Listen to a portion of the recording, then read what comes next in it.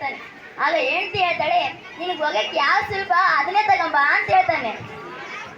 ಹಾಗೆ ಕಿಟ್ಟು ಪುಟ್ಟು ಅಂತ ಇರ್ತಾರೆ ಇಬ್ರು ಸ್ನೇಹಿತರು. ಕಿಟ್ಟು ಕೇಳ್ತಾಳೆ, ಪುಟ್ಟು ಸ್ನಾನ ಮಾಡ್ದ ಅಂತ ಕೇಳ್ತಾಳೆ. ಆಗ ಪುಟ್ಟು ಹೇಳ್ತಾಳೆ, ನಾನ್ ನಿನ್ ತರ ಸೋಮೇರಿ ಅಲ್ಲ, 1 ತಿಂಗಳು ಮುಂಚೆನೆ ಸ್ನಾನ ಮಾಡ್ಬಿಟ್ಟಿನಿ ಅಂತ ಹೇಳ್ತಾನೆ. ಮತ್ತೆ ಒಂದ್ ಸ್ಕೂಲಲ್ಲಿ ನ್ಯೂ ಅಡ್ಮಿಷನ್ ಇತ್ತು. ಆಗ ಒಬ್ಬ ಹುಡುಗ ಬರ್ತಾನೆ, ನಿನ್ನ ಹೆಸರೇನ ಅಂತ ಶಿಕ್ಷಕ ಕೇಳ್ತಾರೆ. ಆಗ ಅವ್ನು ಹೇಳ್ತಾನೆ, ನನ್ನ ಹೆಸರು ಚರಂಡಿ ಅಂತ ಹೇಳ್ತಾನೆ. ಆಗ ಏನೋ ಇಡಿಯಟ್ ದಿಮಾಗ್ ಮಾಡ್ತೀಯ ಅಂತ ಶಿಕ್ಷಕರು ಬೈತಾರೆ.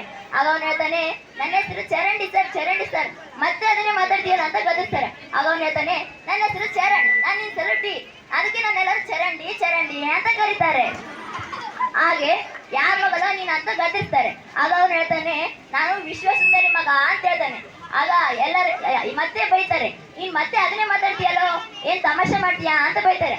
ಆಗ ಅವ್ನು ಹೇಳ್ತಾನೆ, ಸರ್ ಇಲ್ಲ ಸರ್, ನಮ್ಮ ಅಪ್ಪನ ಹೆಸರು ವಿಶ್ವ, ನಮ್ಮ ಅಮ್ಮನ ಹೆಸರು ಸುಂದರಿ, ಅದಕ್ಕೆ ನಾನು ವಿಶ್ವ ಸುಂದರಿ ಮಗ ಅಂತ ಹೇಳ್ತಾನೆ. ಆಗ ಮತ್ತೆ ಪ್ರಶ್ನೆ ಕೇಳ್ತಾರೆ, ಏನಪ್ಪಾ ಅಂತಂದ್ರ ಮತ್ತೆ ಇನ್ನೊಬ್ಬ ನ್ಯೂ ಅಡ್ಮಿಷನ್ಗೆ ಇನ್ನೊಬ್ಬ ಹುಡುಗ ಬರ್ತಾನೆ. ಅವನ ಹೆಸರು ಕೂಡ ನಿನ್ನ ಹೆಸರು ಏನು ಅಂತ ಕೇಳ್ತಾನೆ.